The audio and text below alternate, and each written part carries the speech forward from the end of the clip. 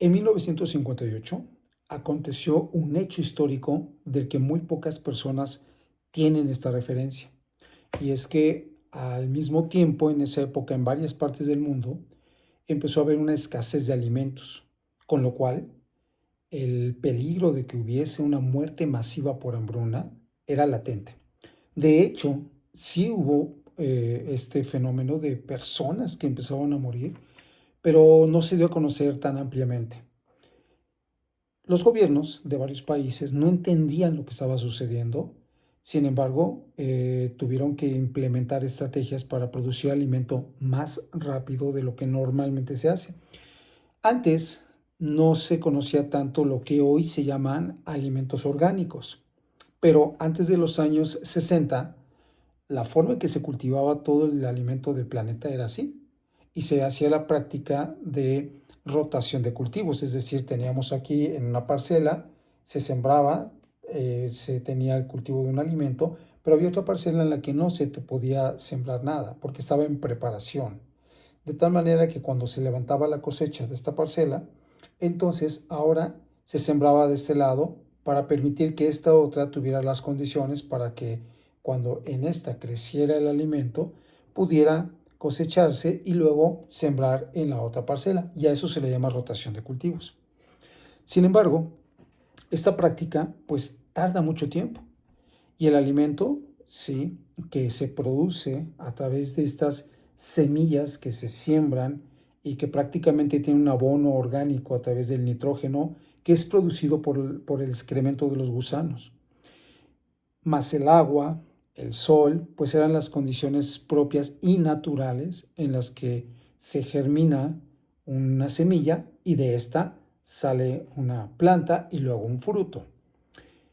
Bien, pues no se tenía bien idea qué era lo que estaba pasando y esto se pudo corregir en 1962, se abatió totalmente, pero tuvieron que implementarse técnicas de cultivo que hoy llamamos cultivos masificados.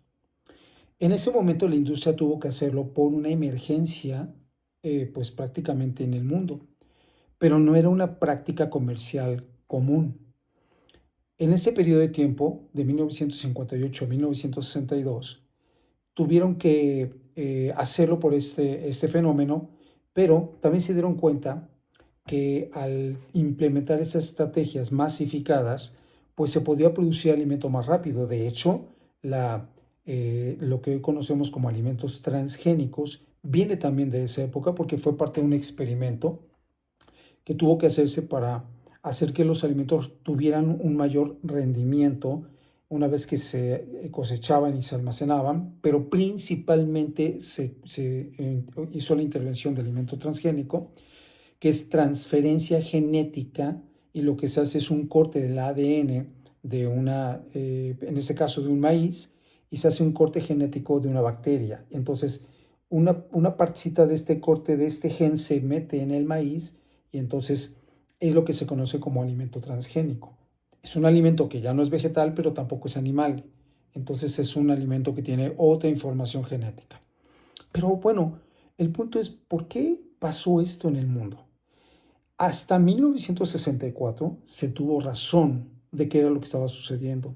Y es que los censos poblacionales que no se habían actualizado para esas fechas culminan en 1964 y sucede lo siguiente.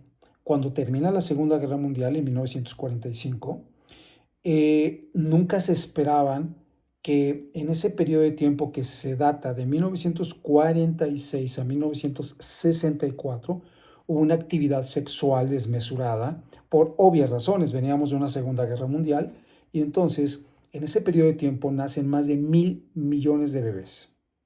Así es lo que se conoce como la generación baby boom o baby boomers.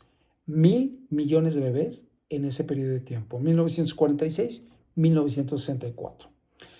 ¿Qué es lo que sucede en ese periodo? Bueno, cuando se implementan estas estrategias masificadas, donde también hay agroquímicos sintéticos, fertilizantes sintéticos, pues se dan cuenta que la industria tiene una inyección a la economía en donde se produce más rápidamente alimento y hay mayores ganancias para la industria, pero no muchas veces para los propios agricultores, de tal manera que hacia los años 80 esto ya se establece como una industria formal y se conoce finalmente como la industria de alimentos masificados. Pero ¿qué trajo como consecuencia este proceso en ese periodo de tiempo? Que disminuyera el valor biológico de los alimentos. Y te pongo un ejemplo. Antes de los años 70, 60, para producir 1 gramo de vitamina C se requería un vaso de 250 mililitros de jugo de naranja. Pero hoy en día, para tener 1 gramo de vitamina C, se requieren más de 13 vasos de jugo de naranja. Así es. ¿Qué es lo que ha sucedido? Pues que la disminución de nitrógeno en la tierra para el cultivo de los alimentos y para el fortalecimiento de las semillas y que la semilla pueda correr toda su cadena genética y poder desprender el nutriente, que la semilla tenga este enriquecimiento, no se está logrando por estas condiciones masificadas. Mucho sintético, poco nitrógeno y bueno, las consecuencias son que el alimento que hoy estamos consumiendo no tiene las mismas características de soporte y respaldo metabólico para un organismo. Entonces, la suplementación hoy es indispensable y hay muchos estudios que lo avalan para complementar los nutrientes que los alimentos ya no nos están aportando. Así que en un siguiente video te hablaré qué tipo de nutrientes son los que requerimos, cuáles son en donde debemos de fijarnos, cuáles son estos suplementos que más podríamos estar echando mano y cómo es que hay suplementos que no nos van a beneficiar en nada y son incluso con un cierto riesgo de afectación a la salud. Así que te espero en un próximo video.